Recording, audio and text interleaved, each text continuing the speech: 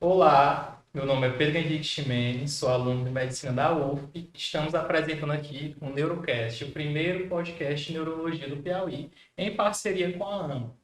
E a gente está juntamente com a Liga de Neurologia da UFP, a Neuroparque, e a gente vai trazer nosso primeiro episódio hoje. Oi, gente, tudo bem? Eu sou a Celi Veloso, também sou acadêmica de medicina da UFP e ligante da Neuropark. E hoje eu vou apresentar para vocês o nosso primeiro convidado, que não poderia ser diferente. Ele é graduado em medicina pela UFP, fez residência em neurologia pelo Hospital das Clínicas da Faculdade de Medicina da USP, também doutor em neurologia pela USP. Atualmente ele é professor da UFP e da Unifacid e, o mais importante, orientador da Neuropark. Dr. Kelson James, pessoal. Olá, é um prazer estar com vocês aqui nesse projeto inovador na discussão desses temas de neurologia, encabeçado pela Neuropark e pelos alunos da Universidade Federal do Piauí. Espero que a gente consiga aproveitar, deixar uma boa mensagem e então construir as pessoas. Esse é o nosso objetivo, não é verdade? Sim. Com certeza. E, doutor, o que a gente quer saber mesmo é como é que você está atuando, qual a sua área de atuação, falar um pouquinho para a gente como é que funciona tudo isso. Hoje eu sou neurologista de formação, né? A maior parte da minha carga horária de trabalho hoje é muito associada a ensino médico, né? Então, eu sou professor de duas faculdades de medicina, a Federal do Piauí, professor-chefe da disciplina de neurologia, e da Unifacid, onde eu sou professor titular. E essa parte de ensino médico é uma área que é muito apaixonante. Você termina aprendendo muito e tem muita coisa para estudar. Eu gosto muito de evidências científicas e a gente entende depois de um tempo que o ensino médico também tem muita evidência científica associada. E com esse aumento de escolas médicas no Brasil, eu acho que é um campo que a gente precisa explorar. Além disso, como eu sou médico de profissão e de vocação, acredito que sim, eu continuo atendendo, né? Então, na Universidade Federal do Piauí, a gente tem um ambulatório especializado em distúrbios do movimento e doença de Parkinson.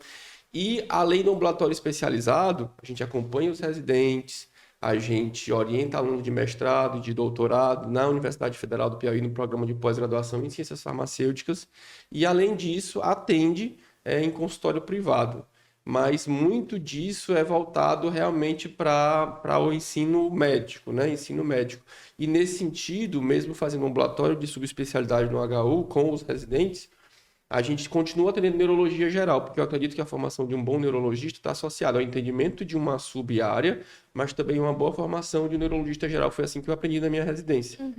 Então, eu acho que assim, a minha atuação hoje é muito voltada ao combate à neurofobia, que é esse tema que a gente poderia tratar hoje aqui.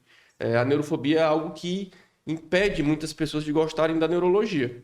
A gente percebe que, e tem artigo publicado com isso, no New England, inclusive, acredito, que os alunos que têm um maior apego, uma maior vivência na área de neurociências durante a graduação, são esses alunos que vão fazer residência de neurologia, neurologia pediátrica, neurocirurgia, e assim, eu tenho tentado de forma muito, é muito corrido, mas de forma voluntária, construir esse ambiente de combate à neurofobia, né?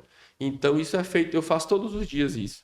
Além do que, eu acredito que fazer pesquisa é super difícil, mas eu tenho tentado me dedicar também nesse aspecto de realização de pesquisas aqui no estado do Piauí, que eu acho que é o que é mais desafiador, né? Então, professor, o senhor atua aqui mais em distúrbios do movimento, né, nessa parte de doença de Parkinson, e que outras áreas da neurologia, de atuação, assim, o médico neurologista pode atuar? A neurologia é uma especialidade bem ampla, na verdade. A residência médica de neurologia, ela está variando no serviço entre 3 e 4 anos. As escolas, em São Paulo já têm residência que dura 4 anos, porque é uma área muito ampla de conhecimento, né? E assim, o médico neurologista ele pode atuar em várias sub-áreas. Então, neurologia vascular, neurologia cognitiva, distúrbio do movimento, cefaleias, epilepsias, doenças neuromusculares, dor, em que se inclui cefaleias, por exemplo, epilepsia, já falei, né? Então, neuroreabilitação, neurologia com ultrassom, que a gente chama de neurossonologia, sono, especialidade de sono, é uma subespecialidade de neurologia. Então, são várias as áreas, as sub-áreas dentro da neurologia.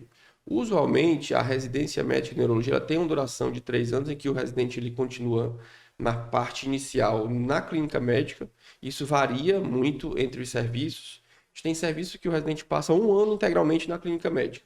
Outros serviços em que o residente ele flutua no serviço de clínica médica no primeiro ano e também na neurologia. E assim, depois no R2 e no R3, esse residente ele vai passar a entender um pouco de neurologia geral, exame neurológico. No primeiro ano, a residência de neurologia ela é muito forte em exame neurológico, sabe?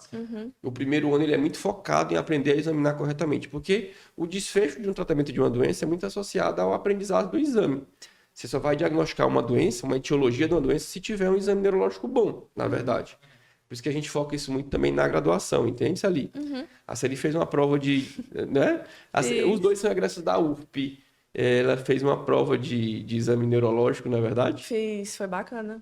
Né? Foi bacana. Foi muito bom para o meu aprendizado, porque eu acho que é uma coisa que falta. Hoje eu estava pesquisando essa semana mesmo sobre provas de residência e tudo, e as que eu mais penso em fazer tem prova prática. Então, como é que eu vou conseguir passar por uma residência que eu quero se na graduação a gente não tem tanto esse contato? E foi muito bom esse contato na neurologia. Eu penso que deveriam ter em outras disciplinas também para melhorar o nosso aprendizado. Você fez uma prova prática, né? Uma prova de simulação de exame neurológico na Universidade Federal. E isso realmente é bom. Algo que a gente pode até tocar no outro assunto, que é a educação médica, depois de falar desse assunto da formação do neurologista. Então, o neurologista, quando ele é formado, então ele vai passar esse primeiro ano na clínica médica e os outros anos subsequentes na neurologia em si. E aí ele chega até o R3 já em subespecialidades, ambulatório de subespecialidades, os mais variados possíveis. E o que falta, às vezes, é realmente um ano adicional, um R4, para que ele se especialize ou ele passe em ambulatórios mais específicos ainda. Então, é uma formação bem ampla, em que o neurologista ele precisa estudar muito, o neurologista clínico, todos nós somos clínicos, né? Mas há uma cultura de chamar o neurologista clínico aquele que não é cirurgião. Sim. O neurologista, ele precisa estudar muito, ele precisa entender muito de exame neurológico, ele precisa entender das doenças, e alguns skills ou soft skills são super importantes para o desenvolvimento do neurologista, né? Como a capacidade de examinar, de colaborar, de atender em equipe multidisciplinar com outros profissionais, como fisioterapeutas, terapeutas ocupacionais, fonoaudiólogos, psicólogos. Isso é um skill que precisa ser desenvolvido durante a residência. Então, esse quarto ano que está começando a aparecer, assim, eu já sou formado em neurologia há pelo menos 11 anos. Então, era uma outra realidade na minha época. Na minha época, certamente, eram só os 3 anos e a gente precisava, muitas vezes, se dedicar a um R+. No meu caso, eu me dediquei muito a fazer a tese, né? Então, como eu sabia que eu queria ser professor, eu confesso a vocês que eu me dediquei muito à realização da tese, e a tese foi em doença de Parkinson, e de forma paralela eu acompanhei o ambulatório durante a coleta de dados da minha tese de doutorado.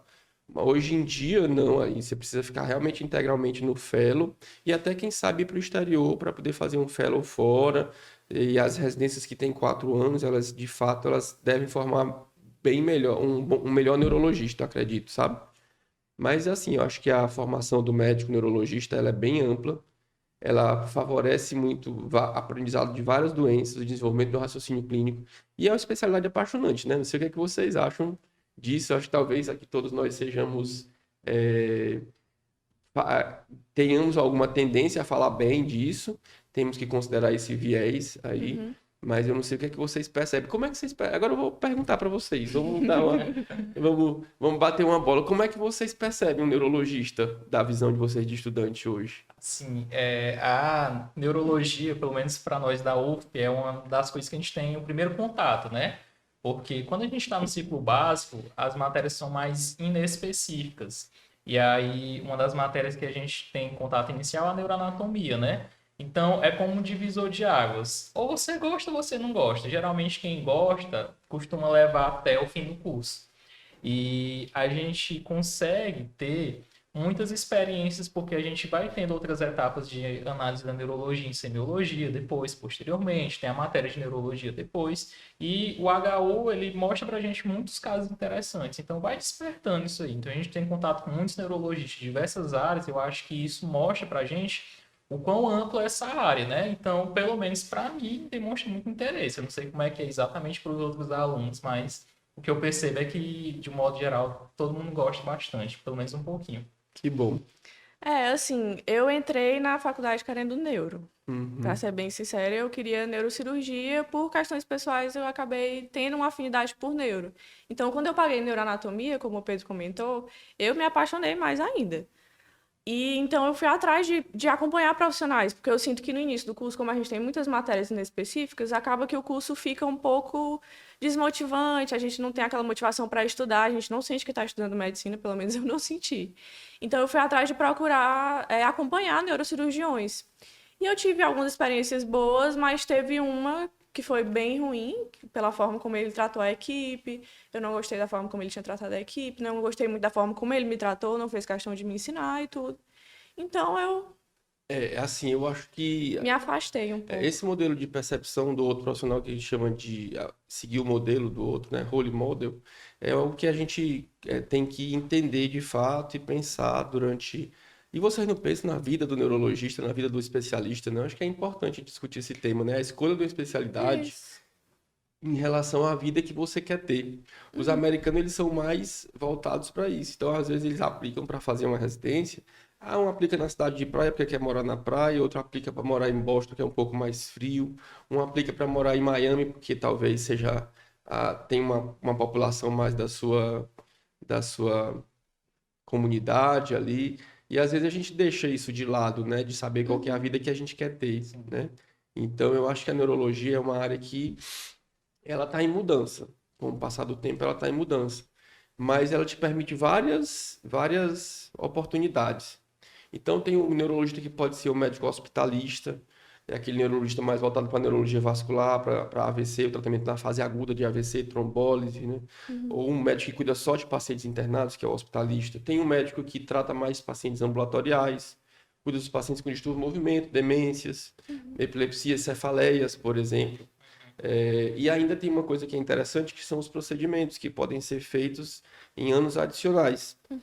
Então, o médico ele pode formar-se para fazer exame de neurofisiologia, eletroneuromiografia, eletroencefalograma, só exames e ter só essa vida só em... Aqui em Teresina a gente já tem médicos como o Dr. Ademir, que é um médico muito bom, que faz só exames hoje em dia, né? E eles têm uma vida mais voltada para a realização de exames. Então, até você pode fazer a neurologia intervencionista com procedimentos endovasculares, mas na minha opção, assim, na minha observação já de professor, são mindsets diferentes. Aquele profissional que tem um mindset de gostar de fazer mais cirurgia, de mais procedimento de mão, é aquele que tem um pouco mais de dificuldade de fazer um raciocínio topográfico, nosológico, etiológico e neurologia, ou diagnosticar doenças mais...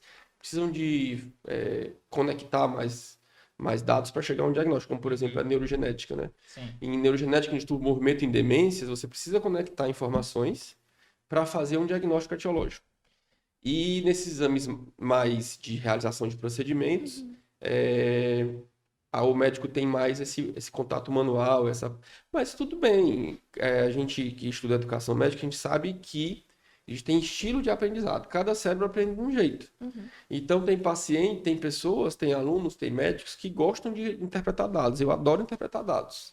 Se você me dá uma tabela, ali eu tenho uma felicidade enorme de interpretar aqueles dados numa tabela.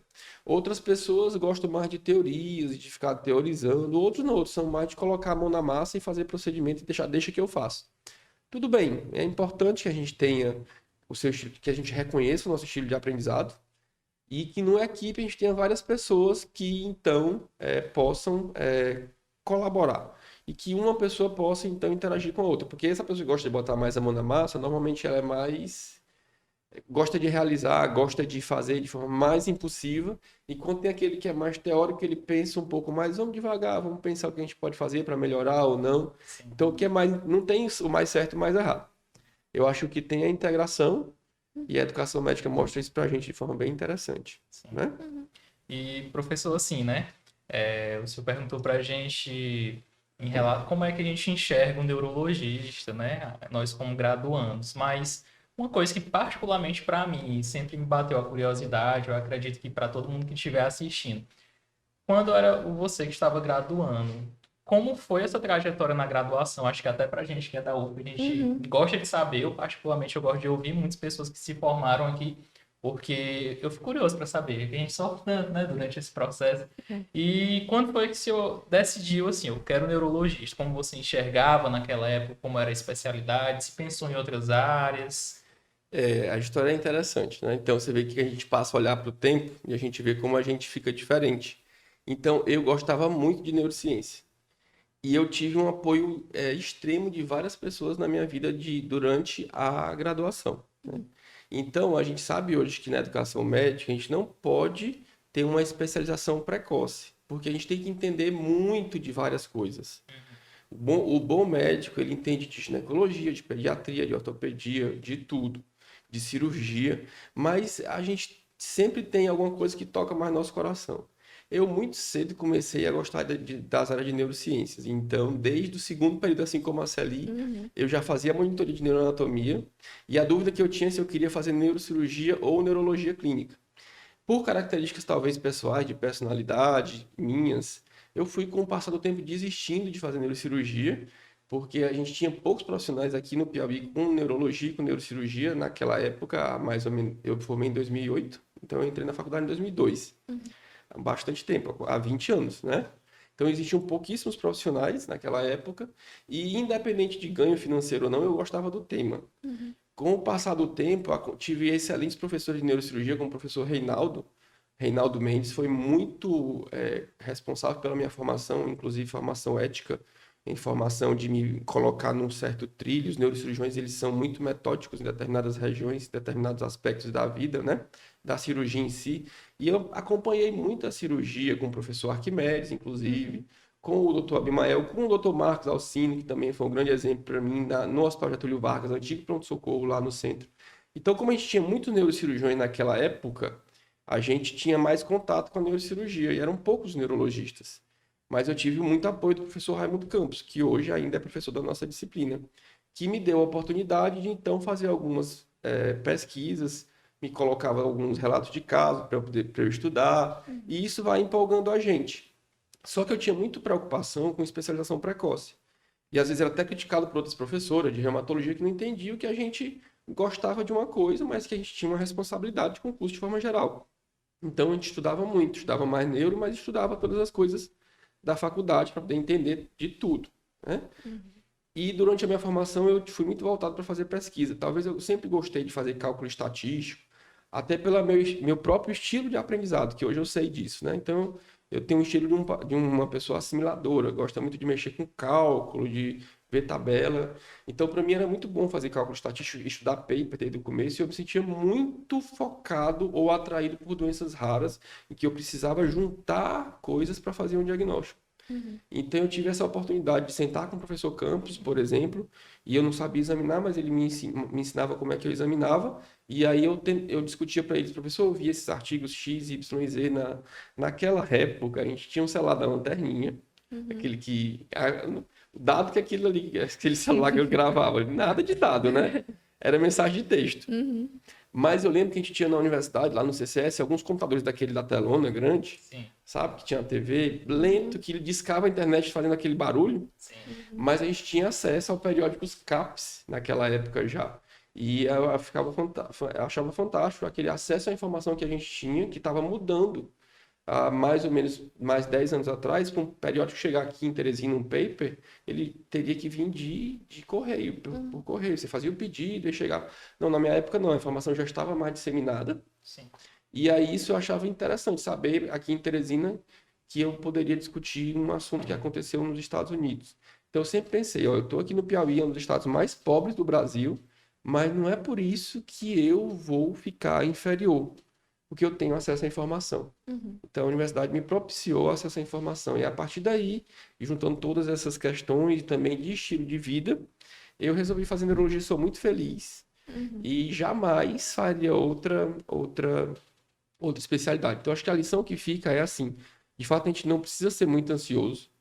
A gente pode gostar de uma coisa a mais, mas a gente não pode se especializar precocemente. A gente tem que ver tudo, dar importância para tudo, porque isso ajuda a construir um raciocínio, né? E com base nisso, eu acho que você pode gostar mais de uma especialidade, sim, e depois decidir. Sim. Eu acho que o mais importante é você ficar feliz com o que você vai escolher, porque aquilo é o que você vai fazer para o resto da vida. Uhum. Então, imagina você trabalhar para o resto da vida, atendendo 10, 20 pacientes por dia, e no serviço público, às vezes, é mais pacientes no SUS, e você fazer isso sem gostar daquilo, Sim. Uhum. né? Então, é meio complicado, né, Celi? É complicado mesmo. E professor, quais foram os critérios que o senhor utilizou para escolher o local da residência? O senhor já comentou que gosta muito da neurologia, que acha que a qualidade de vida era semelhante ao que o senhor procurava e quais foram os critérios que o senhor utilizou para escolher o local? Naquela época, eu fui muito estimulado por um serviço acadêmico, né? Eu queria fazer uma prova em um serviço acadêmico, e então eu me formei e fiz residência nas principais residências de São Paulo. Naquela época a gente tinha pouco neurologista no Piauí, então eu percebi o mercado, que o mercado poderia me receber se eu voltasse para cá. E eu acho que assim, mas o mais importante, e eu queria ser professor também, né? Uhum. Então eu fui monitor de várias disciplinas, então eu tinha isso meio que delineado, que eu iria ser professor, como sou hoje. Uhum. Eu acho que a busca tem que ser realmente por uma coisa que te faça feliz e que te dê um propósito de vida, entendeu? A gente não pode só pensar no dinheiro, porque é muito vazio isso. O mais importante é a gente pensar num propósito de vida. E aí eu tinha mais ou menos esse propósito meio que delineado. E aí, para isso, eu precisava estudar numa escola. Até para poder. Como é que eu vou ensinar bem as pessoas se eu não tive um bom contato com a área, né? Que eu não tive uma boa experiência. Então, eu me esforçava bastante para poder estudar e até para fazer ciência naquela época também. E queria estudar numa escola. Só que isso hoje em dia mudou bastante. Por quê? Porque naquela época as grandes residências só eram realmente no sul e no sudeste do país. Hoje a gente tem boas residências aqui próximo a gente. E o que eu acho que a gente tem que considerar também é o que é que a gente quer para a vida, o futuro. Ok, você quer cuidar muito da sua família, dos seus filhos, é super importante. Você não precisa fazer se dedicar tanto a fazer uma residência. Qual que é o seu propósito? Essa é a pergunta, né? Não existe um propósito melhor do que o outro. Não existe ninguém que seja melhor do que o outro nessas diferentes posições. Não é porque hoje eu sou professor de neurologia, com títulos e títulos, chefe da disciplina e tudo mais, que eu seja melhor do que um médico que está fazendo medicina da família e da comunidade. Eu gostaria de fazer medicina da família e da comunidade, inclusive. Se a gente tivesse um plano de carreira, de salário no Brasil, em que a gente pudesse começar numa unidade básica de saúde, visitando as famílias, adoraria fazer isso. Não existe importância, acho que esse tempo passou. Um neurocirurgião não é mais importante do que um pediatra, do que um neurologista, isso passou, né? Então, em todas as áreas, a gente tem bons profissionais, bons médicos. Então, não existe uma área que seja melhor do que a outra. E o que que você quer para a sua vida, né? Você quer trabalhar, se você quer mudar a sua realidade, o que é mais importante é a gente tentar mudar o nosso microambiente. Eu acho que isso aqui é a mensagem. Se você acredita que você vai mudar uma comunidade ou que você vai se dedicar à sua família e isso vai transformar a sua família, talvez seja tão importante quanto alguém que forma ou já formou tantos médicos como eu já formei. Então, eu acho que essa noção a gente tem que ter. Não existe o melhor e não existe um alvo que seja perfeito. O que existe é aquilo que vai te trazer propósito e vai te corresponder aos teus propósitos. Eu acho que hoje vale a pena a gente olhar e não fazer as coisas com ansiedade, né? Não se especializar precocemente, ir devagar, tentando fazer tudo bem feito. Eu acho que tentar fazer as coisas da melhor forma possível e com honestidade é uma boa mensagem que pode ficar acima da escolha da trajetória, entendeu? Acho que é mais ou menos isso. Eu penso assim hoje. Entendi. E, professor, assim, eu particularmente eu também tenho esse sonho de ser professor, tenho muita vontade, não sei ainda como é que vai ser se desenrolar todo, ainda tem um tempinho para me planejar, né? Mas uma coisa que eu analiso muito e me preocupo muito é com a formação médica, né? E eu gostaria de saber, de você como professor, como é que é o contraste entre a graduação como é hoje e como seria o ideal, de como seria essa graduação de uma maneira assim que fosse do melhor aproveitamento possível. A gente tem estudado um pouco isso, que eu participo também, fui desenvolvendo esses skills, né, de geração de valor para outros professores e para alunos. Então, a área de educação médica hoje em dia é bem estruturada. E a gente entende, pelas experiências de outros países, quais seriam os padrões de formação de médicos. A primeira coisa que aconteceu é que mudou a geração. A geração de vocês é totalmente diferente da minha geração. Então, o cérebro de vocês percebe as coisas diferente, vocês pensam diferente. Vocês precisam de muito estímulo visual para poder fazer alguma coisa. Vocês precisam de muito contato. São muito voltados para modelos, como o Instagram coloca. O Instagram é um gerador de modelos. Então, vocês são muito voltados para modelos e vocês precisam de mais estímulos para, então, chegar a um desfecho. Quer dizer o quê? Na minha geração, como a gente não tinha essa quantidade de estímulos que tem hoje, eu facilmente passaria 3 dias estudando um livro de bioquímica. Um livro que é chato, que você olha que ele é imutável. Provavelmente a geração de vocês precisaria que o livro tivesse saltando alguma coisa de dentro, tivesse colorido ou mudando a página por si só, para que aquele estímulo fosse interessante. Sim. Tem uma mudança de geração também em relação a oportunidades. Talvez a minha geração, eu estou na transição de várias gerações. Alguns médicos mais antigos que eu trabalho demais e são focados em trabalhar demais e guardar dinheiro porque eles viveram tempos mais escassos, eles gostam de segurança, de concursos. Vocês não, vocês já são um pouco mais livres porque não passaram tantas dificuldades. O pai e a mãe passou a dificuldade, proveu muita coisa, então vocês hoje querem experiências, mais do que guardar dinheiro, talvez aceite uma flexibilidade de contratos. Então, tudo isso teve uma mudança. Nesse contexto de cérebros diferentes, de gerações diferentes e de realidades diferentes, a gente precisa estabelecer algumas metodologias que chamem a atenção de vocês. Então, são turmas maiores, em que a quantidade de médicos é maior, em que a gente não consegue olhar para cada um de forma muito particular, porque a turma é grande. Tem faculdades hoje que tem 150 alunos numa turma. Como é que isso é possível de formar um médico como se formava na minha época, que tinha 15 alunos, 30 alunos numa turma? Então, novas estratégias com metodologias ativas, elas são colocadas para então treinar os professores, que os professores aprendam a fazer essas metodologias ativas. E cada escola médica tem um currículo, né? Um projeto pedagógico do curso, que a gente chama de PPC. E esse PPC ele versa sobre como os alunos vão ser formados. A Federal do Piauí, por exemplo, tem uma metodologia tradicional, em que hoje algumas disciplinas, como a ginecologia, como a neurologia, como a hematologia, elas imbricam metodologias ativas em que o aluno é o principal ator daquele aprendizado, né? E outras faculdades, elas são mistas. A Unifacid, por exemplo, ela é mista. Ela tem ensino tradicional, mas em vários episódios do período, os alunos têm TBL, Team Based Learning, PBL, Problem Based Learning, tem OSCE, tem Minisex, né? Então isso é imbricado. E já tem outras escolas que elas são apenas metodologias ativas, né? PBL e TBL. O que é melhor? Na verdade, o que é melhor, o que as evidências em educação médica mostram é que o que é melhor é a união de todas essas metodologias, com parâmetros de metodologias ativas, mas tem que ser uma metodologia ativa bem feita. Não adianta você dizer que faz um PBL, cria um método da sua faculdade, PBL-X, e não segue as regras da Universidade de Maastricht, na Holanda, que foi quem criou o PBL, que é uma turma de um tutor para 8 a 12 alunos, por exemplo, realizando todos os passos do PBL. Então, isso não é PBL. Então, termina que facilita muito, e a gente vê alunos saindo de uma faculdade que tem um PBL fake para uma faculdade tradicional, entende?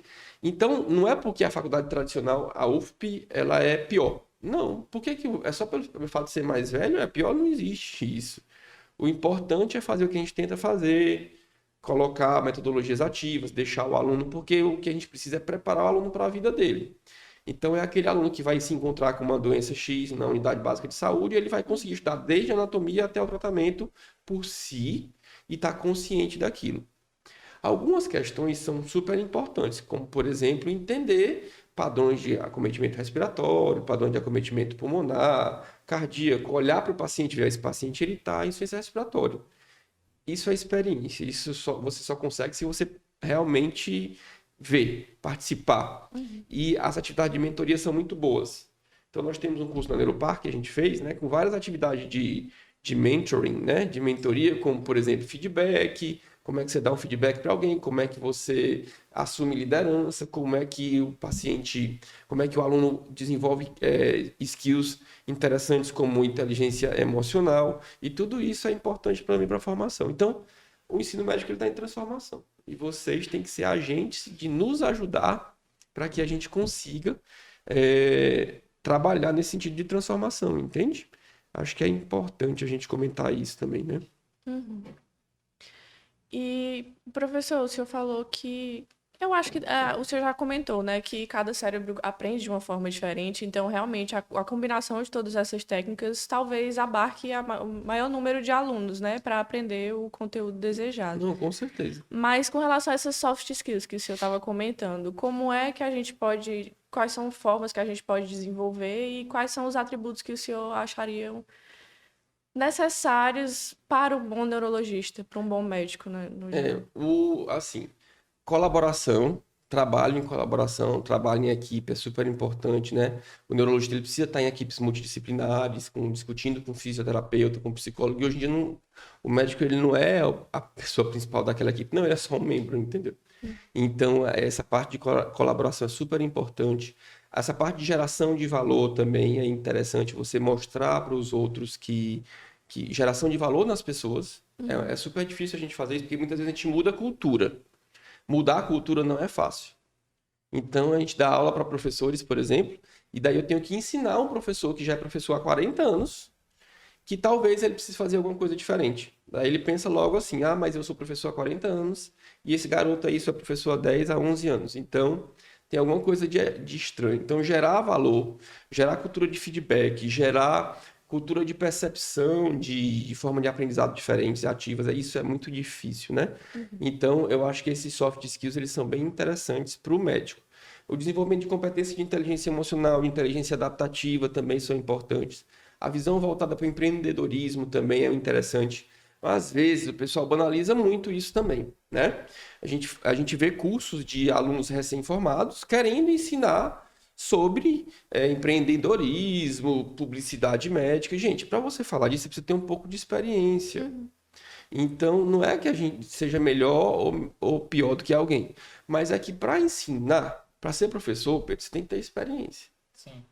Entendeu? O que a gente percebe é que tem muitos médicos que eles caem na faculdade sem nenhum desses skills, e aí eles se intitulam professores e não querem estudar para ser professores. Então, eles continuam exercendo atividade de assistência e não entendem que eles precisam dar um feedback para o aluno, porque é a diferença entre formar uma boa pessoa ou traumatizar alguém naquela área, como você colocou.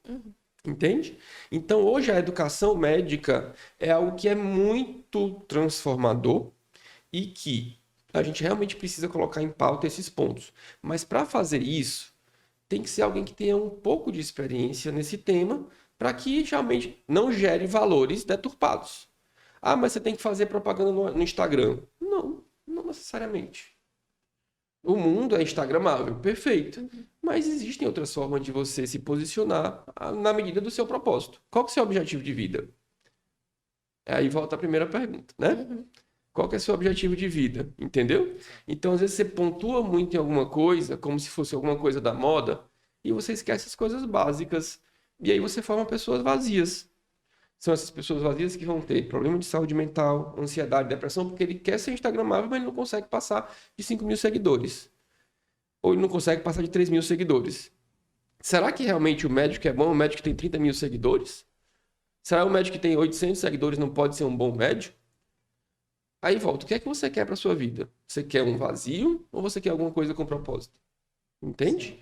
Então, passar essas características de soft skills, que são coisas que são muito discutíveis atualmente, são interessantes, mas você tem que preocupar primeiro com a saúde mental do estudante de medicina, com a saúde mental do professor e tornar aquilo plausível em relação a um propósito de vida. Então, é alguma coisa muito mais grandiosa do que apenas dizer que você tem que ser instagramável, tem que conseguir mais seguidores, tem que fazer isso, aquilo, outro, entende? Ou que você tem que fazer uma especialidade numa escola como a USP, onde eu fiz. Então, fui muito feliz de ter estudado nessa escola, porque foi ela que me propiciou hoje formar vocês. Tive contato com pessoas muito boas, de uma inteligência esplêndida, né? Que realmente puderam me ajudar. Contato com outras pessoas também egoístas, mas que a gente aprende com o passar do tempo a avaliar isso para o nosso crescimento pessoal. Mas realmente esse passo da formação e do entendimento do mundo, ele é muito importante para poder ser professor, Pedro. Então, a gente ser professor hoje realmente é bem difícil.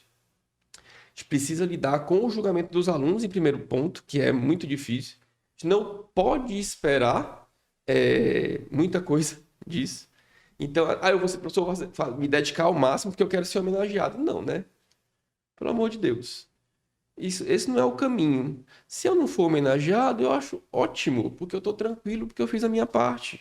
Entende? Então, o fato de hoje o ambiente ser muito instagramável, eu preciso tirar uma foto como professor homenageado para colocar no Instagram. Já tive essas experiências, foram boas, já tive, ótimo.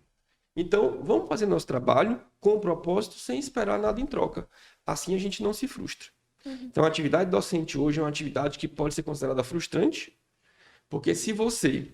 Até li um artigo essa semana do BMC Medical Journal de 2019, que uma das barreiras a dar o feedback bom para o aluno e um feedback construtivo que vai fazer ele se desenvolver é o medo de causar desconforto no aluno. Olha só, ao ponto que nós chegamos do aluno não aceitar se sentir desconfortável com um professor que gera um feedback verdadeiro, que vai fazer ele crescer. Entende? Então, realmente, isso pode ser um pouco frustrante para quem quer seguir a carreira docente, porque as gerações são diferentes, os valores são diferentes. Mas o que mantém a gente no caminho é o propósito. Sim, com certeza. E esse nosso primeiro episódio do podcast está chegando ao fim, mas a gente tem mais uma pergunta para a gente finalizar. Doutor, como é que você avalia hoje o mercado de trabalho para neurologia aqui no Piauí e como é que é a qualidade de vida atualmente? Então, isso depende muito do que você vai escolher fazer, né? Então, e do que você tolera, do que você gosta, entendeu? Acho que a qualidade de vida é muito associado ao fato de você estar feliz com o que você faz. Então, você vai ser hospitalista, vai internar pacientes, vai tratar pacientes com AVC. Se você gosta desse padrão de vida, de ser chamado para ir fazer uma trombólise, ter que chegar em 15 minutos, se você responde, você vai ficar bem com isso, você vai ser feliz com isso. Se você já gosta de uma vida um pouco mais tranquila, sem paciente morrendo na sua frente, então você vai fazer algumas outras doenças que são mais ambulatoriais. De forma geral, o mercado sempre é aberto, sempre vai ser aberto para bons profissionais. O que a gente percebe é que alguns profissionais se formam de forma superficial, isso não está associado com idade. O professor Campos, por exemplo, ele tem 70, e eu não posso falar a idade dele, porque seria deselegante, mas ele é um dos primeiros neurologistas do Piauí. Ele tem uma força, um poder de exame neurológico que muitos recém-chegados, mais jovens, não têm. Entende? Então, a experiência de saber examinar é o que vai, de fato, te trazer um bom desfecho de diagnósticos. Hoje em dia, não importa se você é branco, se você é preto, se você é gordo, magro, o valor que o paciente quer na consulta, ele quer ser bem tratado, ele quer ter um desfecho positivo para ele quer melhorar. Então, o mercado sempre vai ser aberto para aqueles profissionais que têm resultado. Mas para ter resultado, tem que estudar muito. Então, o professor Nitrin fala que o neurologista é sempre um neurocientista, né? Então, precisa estudar bastante para que você consiga dar bons diagnósticos e, então, consiga trazer um bom desfecho para o seu paciente. Para esse tipo de profissional neurologista, o mercado nunca vai estar fechado. Nunca. Porque neurologia tem muito tipo de doença rara. E o que é muito interessante também é você tentar fazer alguma coisa que pouca gente faz. Então, vamos pensar numa doença que pode aparecer, que tem um padrão genético, e aqui em Teresina acho que não tem nenhum neurogeneticista, por exemplo.